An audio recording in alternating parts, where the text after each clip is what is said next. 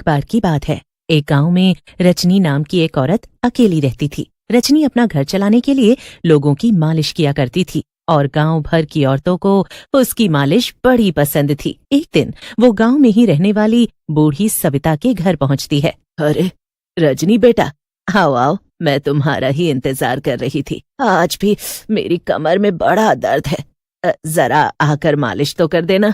हाँ हाँ माँ जी, जरूर, आप लेट जाइए, मैं झटपट गरम तेल लगाकर आपकी मालिश कर देती हूँ, फिर आपका सारा दर्द उड़न छू हो जाएगा। रजनी दिल की बहुत अच्छी थी और वो सभी बूढ़ी औरतों की मालिश बड़े मन से करती थी, जैसे वो सब उसकी अपनी माँ जैसी ही हों। जैसे जैसे रजनी सविता की मालिश करती है, उनका सारा कमर दर्द गायब होने लगता है।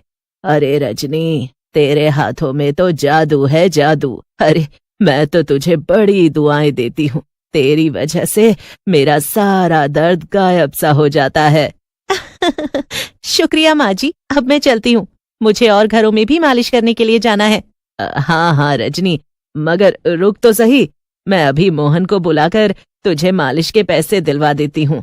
अरे नहीं नहीं माँ जी, इतनी जल्दी क्या है, अगली बार आऊंगी तब दे देना। अरे नहीं, रुक जा, बस अभी मोहन को बुलाती हूँ। इतना कहकर सविता मोहन को आवाज लगाती है। मोहन सविता का इकलौता बेटा था, जिसे गांव में हर कोई जानता था। वो एक बड़ा सेठ था, लेकिन सविता स्वभाव की जितनी अच्छी थी, उसका बेटा उतना ही बिगड़ा हुआ और नशेड़ी किस्म का इंसान था। अपनी माँ की आवाज सुनकर वो वहाँ आता है और कहता है, क्या हुआ माँ, क्यों बुला रही हो? अरे मोहन बेटा, ये रजनी जा रही है, इसे बाहर तक छोड़ाओ और हाँ, इसके पैसे भी दे दो। ओह अच्छा, ठीक है माँ। आओ आओ रजनी, मैं तुम्हें तुम्हारे पैसे दे देता हूँ। हाँ भैया, चलिए। जैसे ही रजनी मोहन के साथ बाहर दरवाजे तक जाती है, मोहन उसका हाथ पकड़ लेता है। अरे रजनी, तुम मुझे भैया मत बोला करो। मैं तो तुम्हारे सैया जैसा हूँ। क्या? ये आप क्या कह रहे हैं? मेरा हाथ छोड़िए, छोड़ दीजिए। आइंदा मेरे साथ बदतमीजी करने की कोशिश भी मत करना, समझ आया तुझे? इतना कहकर रजनी वहां से भाग जाती है। लेकिन मोहन अब बहुत गुस्से में था।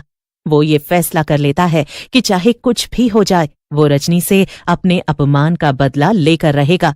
इसीलिए उसी दिन वो आधी रात को चोरी छिपे अपने घर से निकलता है और सीधा रजनी के घर के बाहर पहुंच जाता है। अब मैं ये अपने घर से लाया हुआ सोने का हार इस रजनी के घर में छिपा दूंगा और फिर इस पर ऐसा चोरी का इल्जाम लगाऊंगा कि ये दोबारा इस गांव में नजर नहीं आएगी। बड़ी आई थी मुझे धोखा देने वाली। रजनी गहरी नींद में सो रही थी। मौका पाते ही मोहन रजनी के घर में हार छिपा देता है और चुपचाप अपने घर चला जाता है। अगले दिन सुबह सुबह ही जब मोहन उठता है तो उसे सविता के चिल्लाने की आवाज सुनाई देती है। अरे मोहन, सुनो मोहन, जल्दी आओ यहाँ। अरे मेरा सोने का हार कहीं मिल नहीं रहा, मुझे तो बड़ी बेचैनी हो रही है, कहीं चोरी तो नहीं हो गया? क्या चोरी? फिर तो ये जरूर उस रजनी का काम होगा। मुझे तो उस पर पहले से ही शक था। रुको, मैं अभी जाकर उसके घर की तलाशी करवाता हूँ।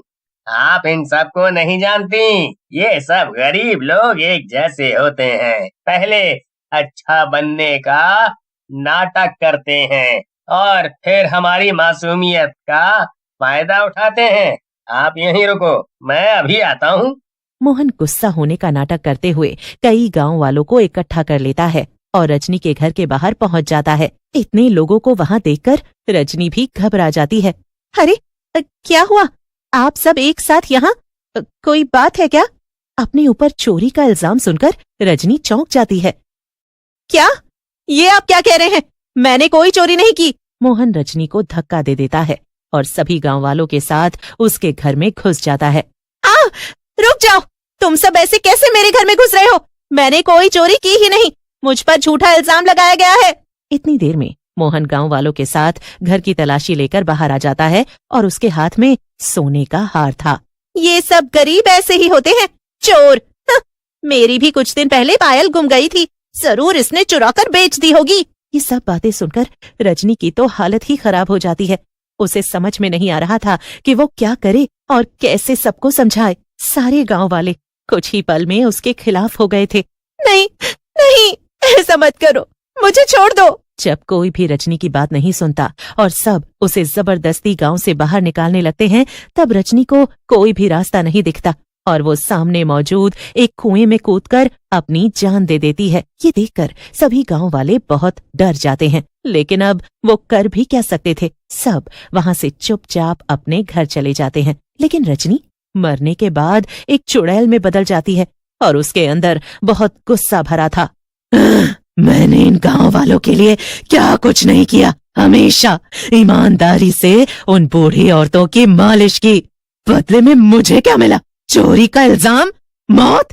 अब मैं किसी को नहीं छोड़ूंगी। इतना कहकर चुड़ैल सबसे पहले मोहन के घर की तरफ चल देती है। वो देखती है कि मोहन मजे से अपने कमरे में लेटकर फोन पर बातें कर रहा था। अरे हाँ हाँ रघु, उस मालिश करने वाली को मैंने ही फंसाया था।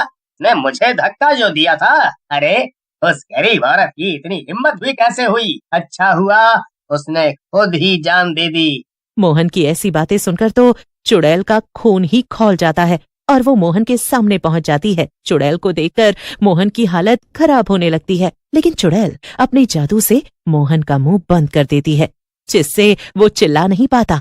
मैं वही मालिश वाली हूँ जिसकी तेरी वजह से मौत हुई, और अब देखना मैं तुझे कैसा सबक सिखाती हूँ। ऐसा कहकर चुड़ैल मोहन को जमीन और छत पर जोर जोर से पटकने लगती है।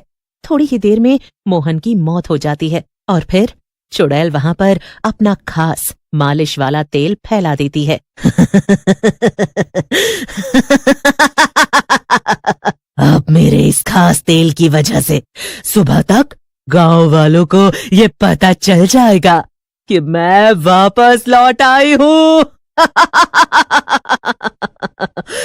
और ठीक ऐसा ही होता है। अगले दिन सुबह सुबह मोहन के घर पर गांव वालों की भीड़ इकट्ठा हो जाती है। सब ये देखकर डर जाते हैं। तभी एक गांव वाली औरत कहती है, अरे ये तो वही तेल है जिससे रजनी हम सबकी मालिश किया करती है। इसका मतलब तो ये है कि वो वापस लौट आई है। अब वो हम में से किसी को भी नहीं छोड़ेगी।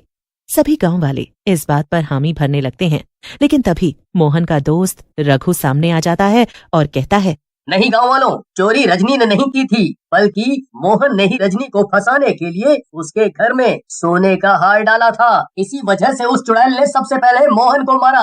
अब वो पूरे गांव को खत्म कर देगी। मैं तो अभी गांव छोड़कर जा रहा हूँ। रघु वहां से तुरंत भाग जाता है, लेकिन बाकी गांव वाले मजबूर थे।